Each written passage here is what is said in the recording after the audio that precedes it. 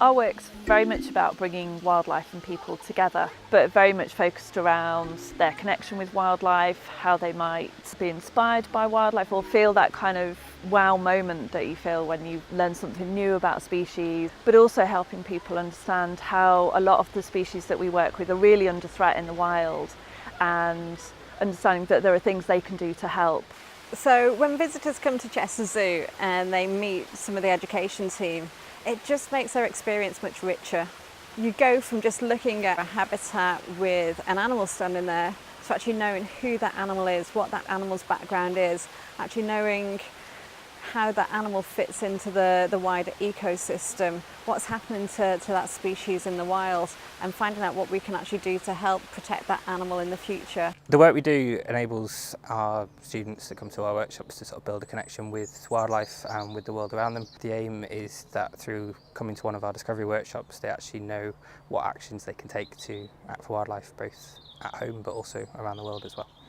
I think one of the challenges that we have, especially here at Chester Zoo, is we have so many visitors of all different ages, and we've got to appreciate that all these people with all these different motivations for being here will learn in different ways.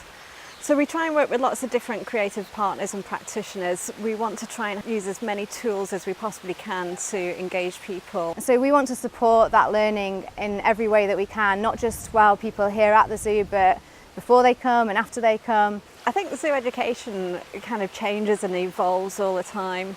As new people join the team, we bring different skills. Part of it is fundamentally about, we want to teach people about animals, but we don't just want to teach them about animals, we actually want to inspire them. We want them to care passionately about animals and the environment. I think the other thing with zoo education is we're just having a bit more fun. There's so many things that each and every one of us can do to help wildlife. So by going out and speaking to people in their own environment, it empowers the people and makes a difference for wildlife. With our international education outreach work, we are engaging with people to try and bring about behaviour change. So it's a very long-term investment. It's a very much a commitment from Chester Zoo to help these projects. It's about changing attitudes and behaviours, and that's why the research is really important to see if we are having that conservation impact. Environmental education is really important for conserving wildlife because people protect what they love.